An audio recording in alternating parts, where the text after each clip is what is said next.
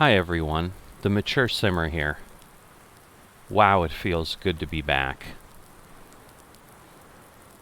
Here on Misty Hills, looks like we've got a bit of a spring rain. So I've decided here at the start of year 73 that I am going to pick up work here again. If you recall, last time we were together, I was taking off some time to get to experience FS22. I've done that. I wish I could say the experience was pleasant. It was very mediocre at best, probably not enjoyable in reality. So I've decided I'm going to go ahead and work on things back here on Misty Hills and definitely get the farm going again while I wait for FS22 to mature and poke around there as I can, but make this my primary focus again. So we'll be seeing frequent videos, probably daily, as we make progress again. So let's get going. Let me catch you up on where we're at. So I've gone ahead and decided to send my coffee crop from year 71 to the warehouse. I'm going to go ahead and start moving at this point. I'm taking the plow over to 85 and 86. I need to take care of those, I believe. That's the discussion I've been having with my neighbor, Swede, although he's not seeing what I'm seeing. Alright, so I'll get the plow connected back up here again.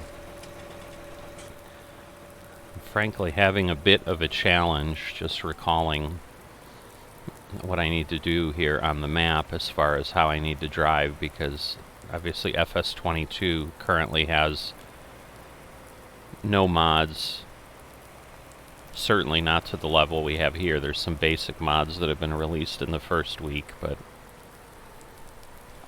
nothing of note. Whoops. I was trying to fix things up with my keyboard, and instead it went a little haywire on me. So, yeah, I don't have manual attach and so forth, so alright, so I'm gonna go ahead and plow both of these fields. This is kind of what we've agreed to.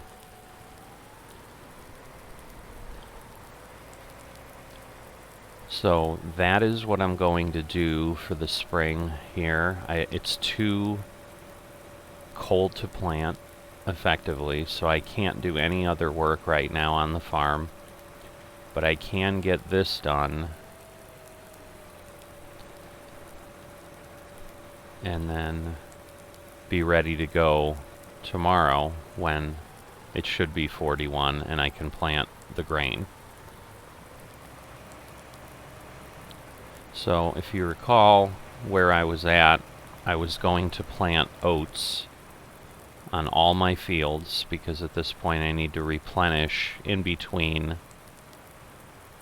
the growth stages for coffee and cotton and tobacco that we had on these fields. But because of this striping of how the cotton grew, and as you can see what I've been talking about with Swede is I can see this on my map. He strangely cannot. He sees solid harvested. So there seems to be some discrepancy between what we're seeing, but clearly I see what I see here, and I'd rather not have another crop grow in where in essence I might have at best. I probably have a 20-25% loss, honestly, with that, and how extensive it is throughout the field. So I want to avoid that. So I'm going to go ahead and do that, and then what I didn't show you is if I go to my soil composition, I also do need to plow 85. So I'll be doing both of them and getting that completed here. So I'll chat for a little bit before I just bounce into getting to the end of the plowing about my FS22 experience, where we sit with FS22 in FSN, so that you understand what the situation is. So ultimately, as those of you who have hopefully followed the Misty Hills saga here know, this is my main time in Farming Simulator. Primarily first, because I enjoy it, but secondly, because of the style of gameplay here, being no helpers and have to do the work, therefore it takes a lot of time. Those combinations of I love it and it takes time to do what I love mean that the majority of my time has to be spent in FSN when I'm playing Farming Simulator. So what that means is I'm certainly looking to have my FS22 experience in Farming Simulator very quickly, or as quickly as is plausible, also take place in FSN, because I would then rather play anything with Farming Simulator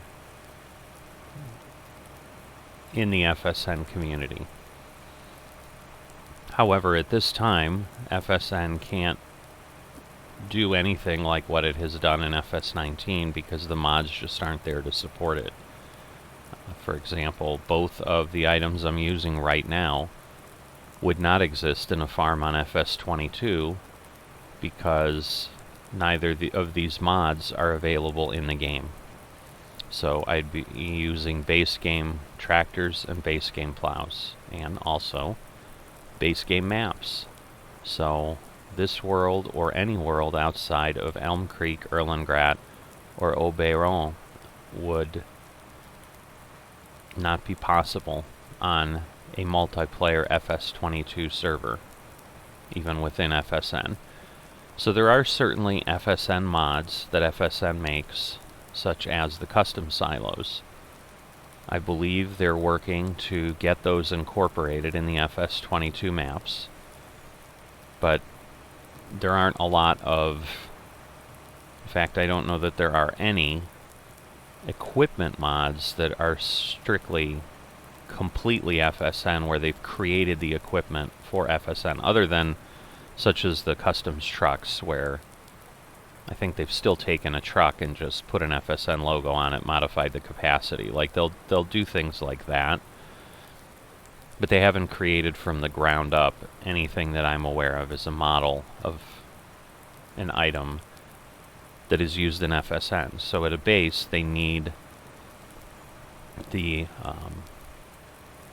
base mod to start, and we just don't have those in FS22 right now. It's too early. So they're just beginning to stand up the servers, and at this point it's looking like there's, I think, between 30 and 50 FS22 servers going up, so that's going to take the total of servers approximately up to into the 200 range, because basically we were slightly over 150 in the server numbers as it sat with FS19, and basically anything above 150, with the exception of the first couple that were already FS19, are going to be FS22 servers that basically were started at launch. So hold on, I'm just trying to get my GPS established.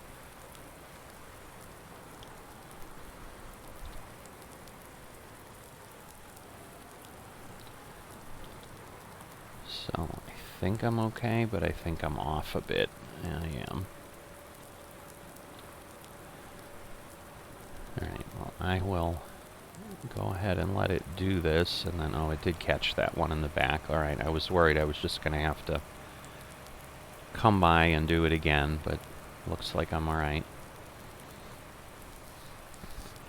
So at this point, the decision that has been made is 2 of the maps, Oberon and Elm Creek, were able to be used, and the FSN crew decided those would work for multiplayer on our servers in the mode that we play.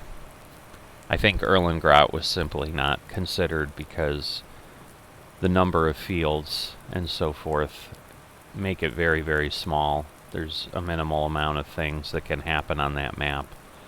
It just wasn't deemed conducive to an enjoyable multiplayer experience. So all of those servers are standing up on one of those 2 maps, and at this point they're still working out the final details to be able to get things going. Some of the changes that have been already announced is that the contractor farm will be going away. So on this map we have a contractor farm right now. They're also going to do away with it in FS19, I think just for consistency and to open up more farm slots without having to then open up more servers, because basically in the case of FS19 we could add an additional over 100 farm managers for sure across the servers we have without having to add any servers, just by eliminating the contractor map and opening up that slot as an FM slot. So I think there's some of that, and I would imagine from the operations folks it's also consistency in not having to maintain something completely different across the games that isn't required to be different, so that they just get an operational consistency. That's just got to make it easier to manage things. And then basically, once they get everybody moved in on those initial servers that is interested and has already expressed that they'd like to do that prior to FS22 even coming out and making the commitment to do that, it'll then be open to the rest of the FSN community to put in an application and get yourself moved over there if you'd like.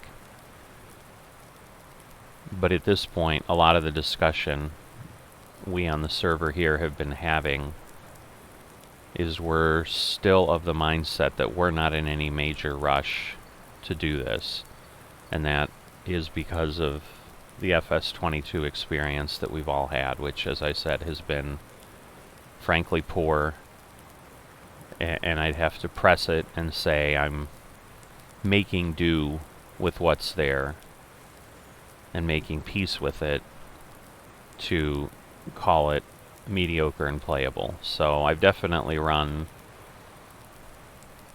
running 3 or 4 different games there right now.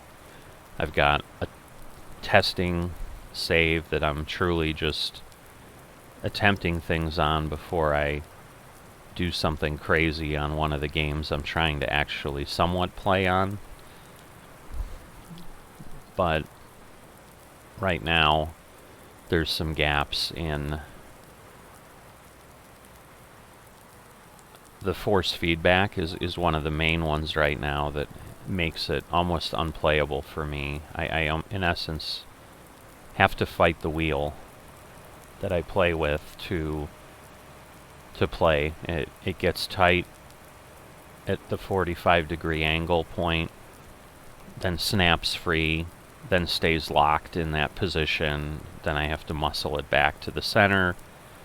So there is no spring return, there is nothing that I would consider normal. Where my setup here in FS19, because Giants didn't have force feedback in any way implemented in this, I'm able to use my Logitech controls to control my steering wheel. When I try to do that in FS22, I get no difference in response. So there is a checkbox to turn it off, the force feedback. I've done that, but the behavior does not change to what I'm used to in FS19, which is basically then the game's doing nothing other than accepting steering input, and that if I want force feedback, I would implement that in some way through my Logitech control panel. And the other benefit I have is I can limit the range of motion on the wheel, so I've cut down my angle that the wheel can turn within Farming Simulator to a much smaller radius, so that I don't have to turn the wheel multiple times to get a full turn, because it just doesn't make sense on a farming game to do that like it does perhaps on a racing game. So none of that configuration is available to me after 2 to 3 hours of trying everything I could think of. And so that has made it very, very unpleasant, honestly. And the lack of things, even like what I'm doing right now, GPS, makes it challenging where you're fighting the wheel and you can't lock in your tractor or your harvester. So you're trying to turn, but the wheel's doing crazy things with you. You can imagine how jumpy and jittery that is. And if you want to see some of it, certainly I've got my Elm Creek series out there that I've been putting out on the channel as well. So certainly take a look at that if you want to get more direct feedback and kind of see what's happening.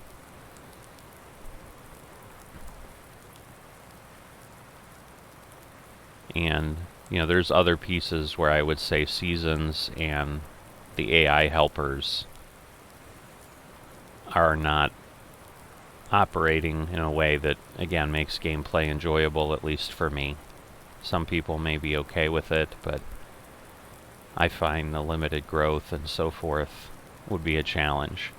And so for all those reasons, because that is in essence what would exist here in FSN, because there's not really a way they can do anything different without massive work on their part, in essence writing their own mods to overwrite them, which they're not going to do, and I certainly wouldn't blame them. So we're waiting for the modding community to catch up, and what that means is that we'll be here in FS19 on Misty Hills for the foreseeable future. Even if we were able to move over, they are running way ahead of schedule here on FSN progress, so they're thinking this week they may be able to start taking anybody else who wants to give it a go on an FS22 server. But where initially they thought it might have taken up to 30 days, but they're running way ahead of schedule, which is good, but at a minimum we were under the impression we'd have to wait 30 days to make a decision, which we were fine with because we figured the game wouldn't be ready before then. And there's literally nothing that has happened that makes me feel that will be any different. In fact, I think we'll be waiting a lot longer. So this will be an FS19 series that will likely be ongoing for many more months before we take this server and take this server to FS22. So that's where we stand, and I think that's got you caught up. Other than, let me fill in the details on the crops that what we're doing with our coffee. So as I stated at the top of the video, I've decided to move the coffee to warehouse. In-game, again, we're at about 250, 1,000 for coffee. Direct sell was in the 400s. I think it might have been 460.